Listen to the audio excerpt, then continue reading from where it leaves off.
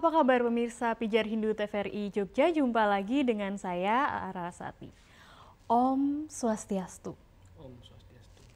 Pemirsa, kali ini kita akan berbincang dengan tema keluarga Sukinah menurut ajaran agama Hindu. Konsep keluarga Sukinah menurut ajaran agama Hindu. Nah, kita akan berbincang bersama Kepala Subdit Kepenyuluhan Direktorat Jenderal Bimbingan Masyarakat Hindu Kementerian Agama Republik Indonesia. Beliau Bapak Ida Made Pidada Manuaba, SAG MSI. Kita sapa bersama-sama. Om Swastiastu, Tu Haji. Swastiastu, Gek Laras. Apa kabar? Astungkara sehat sampai saat ini. Kali ini kita akan membahas tentang konsep keluarga Sukinah menurut Hindu. Betul. Sebelumnya kita juga udah pernah membahas tentang pernikahan begitu. Persiapan pernikahan. Nah, sekarang kita membahas tentang keluarga Sukinah, tahapan selanjutnya begitu. Betul. Keluarga Sukinah. Bagaimana penjelasan singkat tentang konsep keluarga Sukinah dalam ajaran agama Hindu dan bagaimana mewujudkan hal itu? Oke.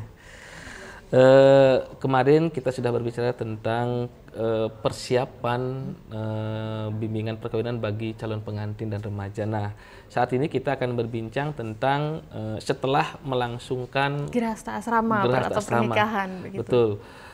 Di mana di Hindu mengenal Sukinah Bawantu, artinya keluarga yang harmonis, keluarga yang bahagia, keluarga yang sejahtera, dan keluarga yang kuat tentunya. Nah, dalam konteks keluarga Sukinah ini, bagaimana kita mewujudkan kehidupan lingkungan keluarga yang sehat intinya, yang jauh dari persoalan, kemudian yang lebih menekankan kepada keharmonisan, kasih sayang. Tuh. Makanya keluarga yang Sukinah adalah keluarga yang penuh dengan kasih sayang. Nah, bagaimana cara mewujudkan? Nah, tentu mewujudkan keluarga yang Sukinah itu tidak bisa dari salah satu pihak. Misalkan dari ibu saja dituntut untuk mewujudkan, itu nggak bisa. Jadi karena saling begitu nggak? Saling, makanya membangun rumah tangga itu adalah saling ikut bersama-sama di sana. Bagaimana seorang istri dengan kesetiaan yang dimiliki, makanya dia mampu mewujudkan keluarga Sukinah. Makanya seorang istri itu bagaimana dia mampu setia kepada suaminya, setia kepada anaknya dan keluarganya. Begitu. Makanya itu salah satu cara. Kedua juga seorang laki-laki, seorang suami. Dia itu bagaimana dia memiliki tanggung jawab yang besar terhadap kelangsungan keluarganya.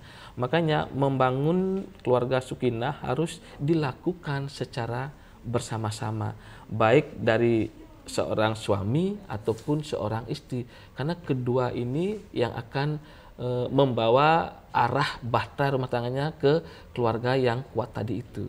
Baik. Makanya harus bersama-sama. Baik, selanjutnya apa sebenarnya yang dituju dari sebuah pernikahan dalam ajaran Hindu gitu ya? Hindu mengenal meneruskan keturunan dan menjaga keseimbangan alam. Maka tujuan esensi awal dari perkawinan atau upacara masuk ke Grihasta asrama ini adalah melanjutkan keturunan. Kemudian dari keturunan kita ini akan mampu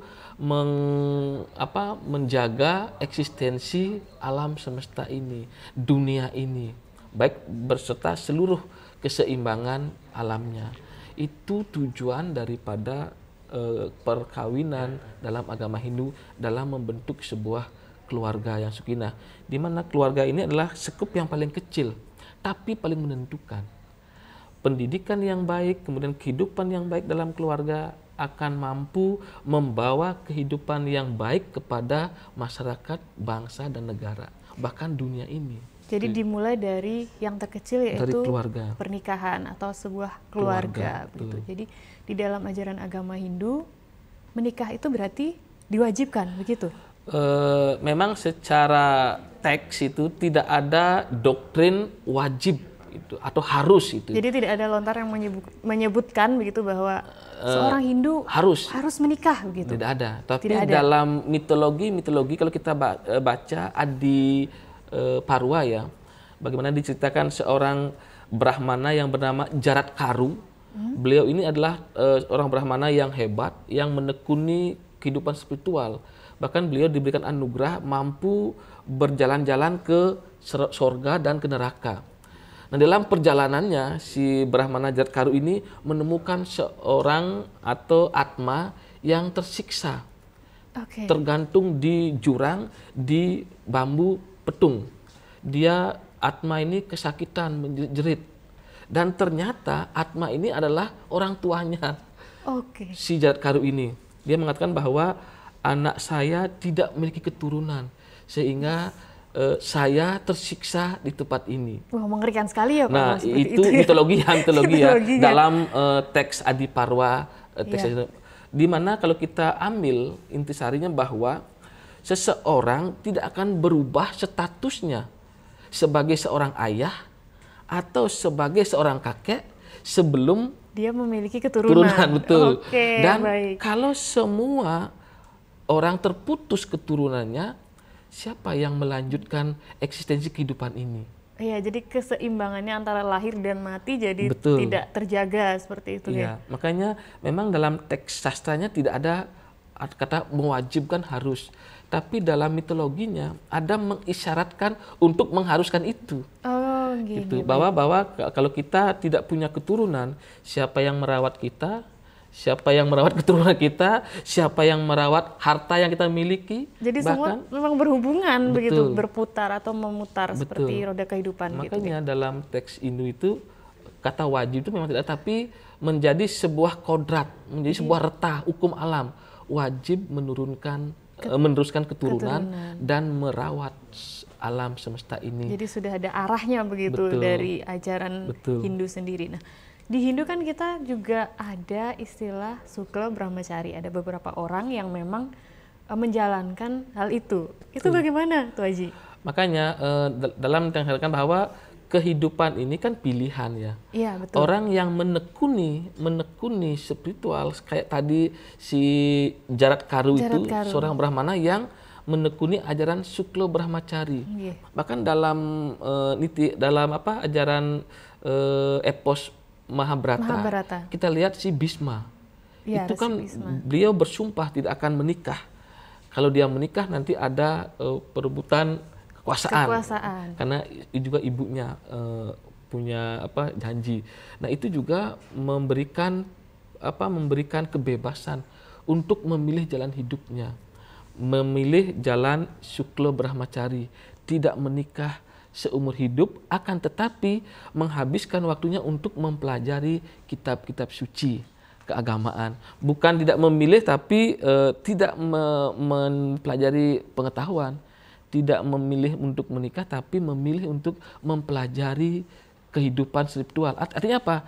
Beliau itu menikah dengan pengetahuan, bukan menikah fisik gitu. Tapi dengan pengetahuannya yang beliau miliki dari belajar itu, beliau mampu mewujudkan eksistensi kehidupan.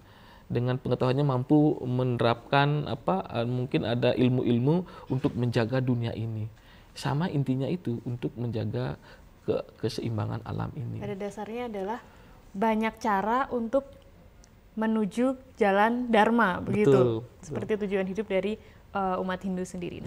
Upaya yang kita lakukan, yang bisa kita lakukan untuk mewujudkan keluarga Sukinah secara real begitu dari Tuh Haji sendiri, bagaimana? Yang pertama mungkin kita menanamkan nilai-nilai nilai-nilai karakter yang baik kepada keturunan kita. Nah, kita sekarang sebagai orang tua tidak bisa hanya memberikan contoh kepada anak-anak kita, tetapi anak-anak kita itu meminta kita menjadi contoh itu.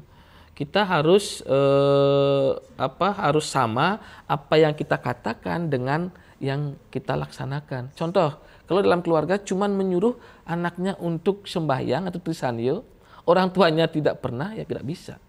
Bapak aja belum, kok saya, karena anak kan begitu, anaknya kritis. Ya, bahkan anak itu mendapatkan ilmu itu dari berbagai macam sumber ya, dengan keterbukaan informasi teknologi.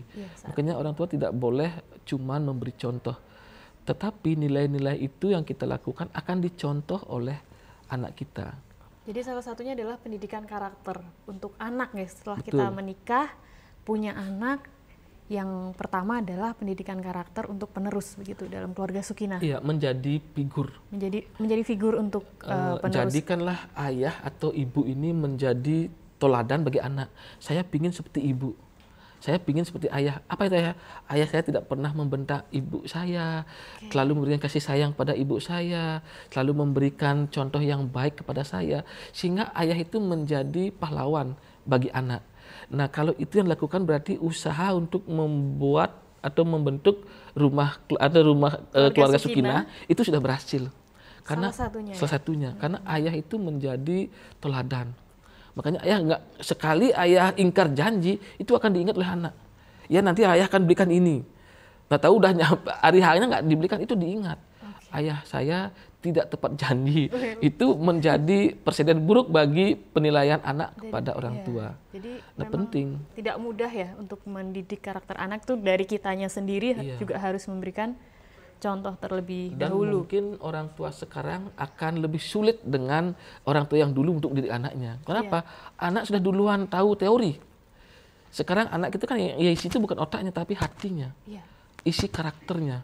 Kalau dengan pengetahuan didapatkan dari banyak sumber, dari internet, dari membaca, dari menonton, didapat semua. Jadi itulah sebenarnya pentingnya seorang ibu atau seorang wanita itu memiliki pendidikan yang cukup untuk memberikan teladan kepada anak, begitu juga ayahnya begitu. Nah, mengingat tentang keluarga Sukinah, suami, istri, anak begitu.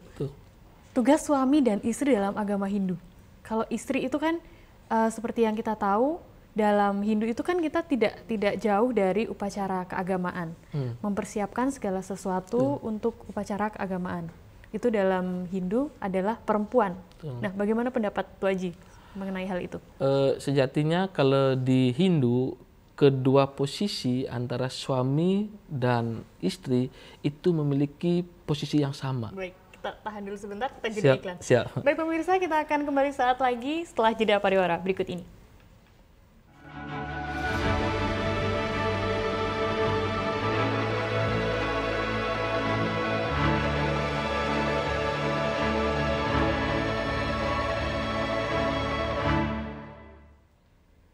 Oke, pemirsa masih bersama kami tentunya masih dengan membahas keluarga Sukinah. Silakan dilanjutkan. Seperti yang katakan bahwa suami dan istri itu adalah posisinya sama. Itu seperti kaki kanan dan kaki kiri.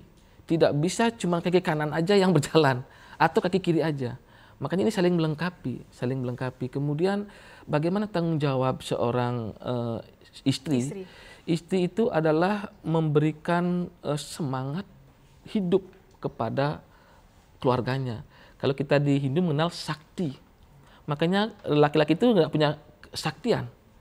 Yang punya itu adalah wanita. Iya, seperti Dewi Parwati dan Dewa Siwa begitu. Dewa Siwa tidak akan bisa berbuat apa-apa tanpa Parwati. Gitu juga Dewa Wisnu tidak akan bisa berbuat tanpa Dewi Sri. Dewa Brahma tidak akan memiliki kemampuan tanpa Dewi Saraswati. Karena saktinya adalah perempuan. Makanya laki-laki jangan merasa hebat, merasa jago gitu. Tanpa istri nggak bisa apa-apa. Lihat, makanya wajib seorang suami itu menjaga kesehatan istrinya. Kenapa? Pagi-pagi yang menyiapkan logistiknya itu istri. Iya, selalu seperti itu. Anak masuk sekolah, itu istri yang menyiapkan makanannya, bekalnya, perlengkapannya. Nah, suami di mana posisinya? Lah, suami memenuhi kelengkapannya itu, memenuhi kebutuhannya itu gitu. Jadi sehingga dua ini saling bergantung, tidak ada yang paling hebat. Semua berjalan seiring sejalan antara suami dengan istri itu. Makanya suami yang hebat itu pasti didukung oleh istri yang hebat. Tidak ada suami hebat sendiri mengabaikan kekuatan doa istrinya. Bahkan seorang wanita itu diberikan anugerah oleh Tuhan untuk mewujudkan semua keinginannya melalui doa.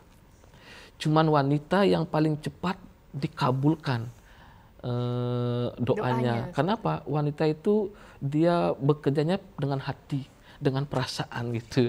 Kalau kita kan belajarnya pakai otot dengan pakai gini, otak gitu ya. Kalau istri itu wanita itu pakai hati.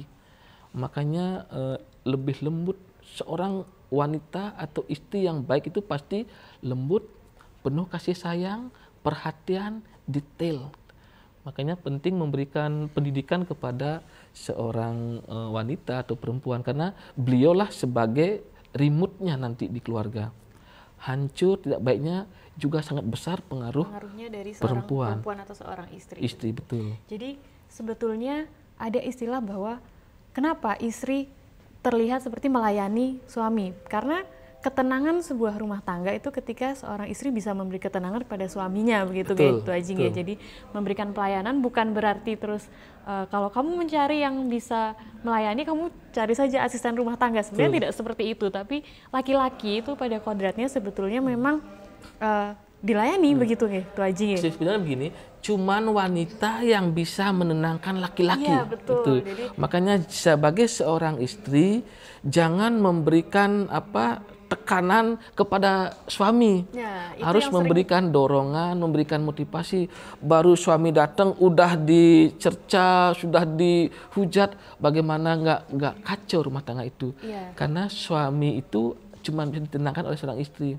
Kalau suami pulang, istrinya senyum, menyuguhkan kopi, melayani, membawakan tasnya, itu luar biasa supportnya. Dan suami tambah hebat dalam. Jadi support dari seorang wanita untuk laki-laki itu sangat penting. Betul. Jadi tidak timpang antara laki-laki dan perempuan. Jadi keseimbangannya itu tetap terjaga, dan anak pun ketika melihat orang tuanya harmonis, dia akan memiliki tumbuh kembang yang baik. Jadi untuk menuju keluarga Sukinah, upayanya adalah dimulai dari pasangan itu sendiri. Betul. Nah, selain itu, selain dari pasangan, pengaruh dari keluarga, nah itu sangat kuat sekali.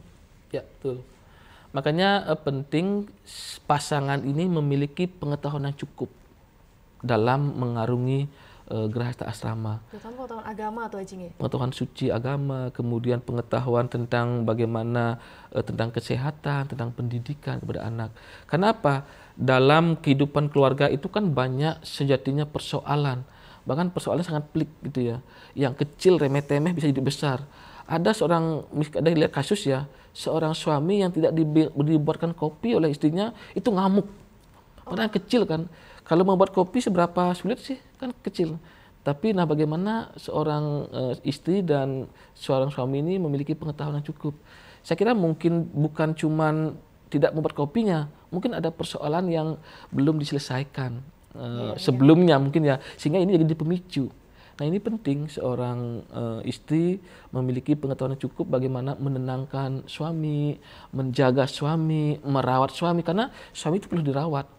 Jangan sampai suaminya dirawat oleh orang lain. Ini yang bahaya. Itu yang sering terjadi kan? Nah, itu yang terjadi. Sering kita sibuk ya meniti karir sampai persiapan kebutuhan suami disiapkan oleh pembantu.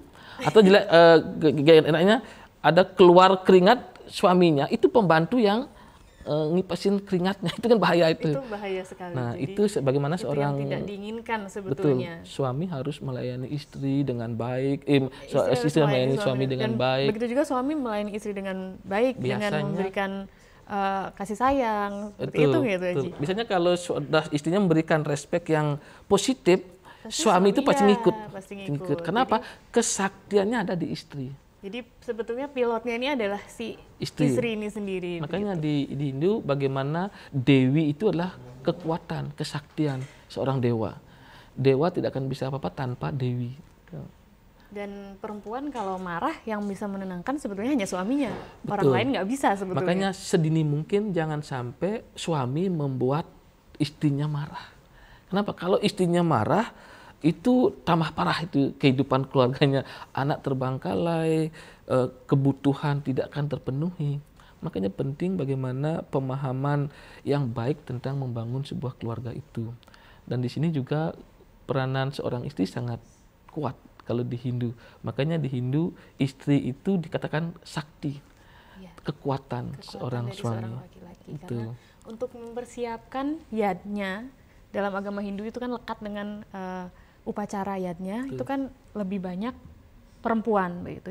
Dari remaja memang perempuan dalam Hindu sudah diajarkan atau sudah ditanamkan untuk bisa memenuhi atau bisa mencukupi yadnya, beryadnya itu sendiri. Nah, untuk perempuan sendiri nih, Tuh Haji, menurut Tuh Haji, bagaimana dengan perempuan yang berkarir, lalu tadi sempat disinggung juga perempuan yang berkarir, lalu tidak melaksanakan kewajibannya sebagai istri?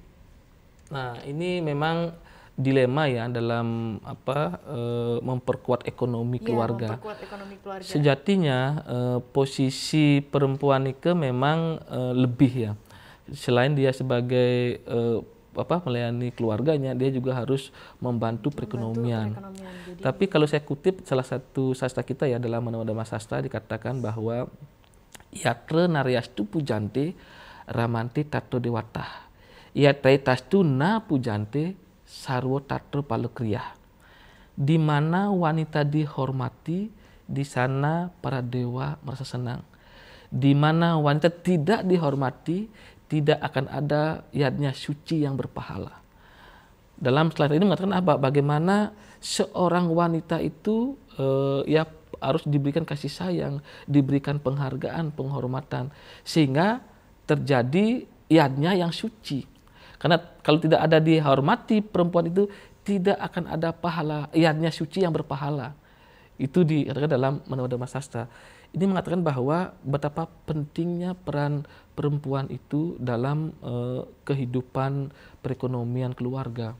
Yadnya suci yang berpahala. Karena perempuanlah remote-nya di sana, kuncinya di sana gitu. Penting memberikan kebahagiaan kepada istri. Jangan sampai istri sedih. Kalau istri sedih, tidak akan mau menyiapkan kebutuhan suami, apalagi anak. Bahkan anak pun terbengkalai. Kehidupannya juga tidak akan terpenuhi kebutuhan anak itu. Bahkan perkembangan kesehatannya pun akan terganggu anak itu. Jadi tergantung dari si ibu. Betul. Bagaimana ibu ini mengabdi kepada keluarganya. Jadi memang istilah bahwa ibu mengabdi kepada keluarga itu memang betul ya. Jadi itu kewajiban. Menjadi sebuah kewajiban. Jadi kalau misalnya kewajiban itu ditinggal, nah itulah yang muncul permasalahan di dalam rumah tangga. Jadi tidak bisa menuju keluarga sakinah. Karir berjalan, tetapi kewajiban untuk keluarga juga berjalan. Contoh, kalau memang ke kantornya jam 8, mungkin seorang istri itu jam 5 sudah bangun menyiapkan perlengkapan anaknya dan suaminya. Dan suami juga harus ikut membantu. Jangan cuma mengandalkan istri, karena sama-sama mencari nafkah untuk keluarga. Inilah yang saya katakan bahwa suami itu seperti dua kaki, kanan dan kiri. Itu saling melengkapi, saling memberikan support. Tidak ada yang penting di antara dua ini. Semuanya penting dan sama-sama memberikan support untuk kelangsungan keluarganya itu. Baik, jadi seorang istri memang harus dihormati, tapi seorang istri juga harus menghormati suaminya melalui yang hal-hal kecil seperti ya membuatkan kopi itu kan sebenarnya nggak sulit ya Tuh Haji. Itu juga akan membuat suami itu sebetulnya cuma dibikinin kopi aja udah seneng. Disiapin baju aja udah seneng sebetulnya. Nah, itu yang sering diabaikan oleh perempuan masa kini gitu yang sudah bekerja, karena merasa bahwa aku juga kerja. Kamu kerja, aku juga bisa kerja begitu. Nah, itu yang sering diabaikan. Nah, selanjutnya setelah suami dan istri, yaitu anak, mendidik anak supaya menjadi anak yang memiliki karakter dan mendidik anak untuk bisa menghargai atau mengilhami agama dengan kuat. Karena kadang kita memilih pendidikan untuk anak itu kan nggak selalu di sekolah agama yang kita anut gitu. Nah, itu bagaimana Ji di rumah? Karena pendidikan yang pertama dan utama itulah di keluarga. Makanya orang tua harus memiliki pengetahuan yang cukup dalam mendidik anak. Terutama di agama begitu. Betul, karena apa? Anak itu lebih dekat dengan ibu ya, karena mungkin konotasinya adalah orang tua, ayahnya itu bekerja jadi sehingga di rumah dengan ibu lah yang sering. Makanya ibu ini harus memberikan pemahaman yang benar karakter tentang anak. Minimal ada 4 yang perlu ditanamkan.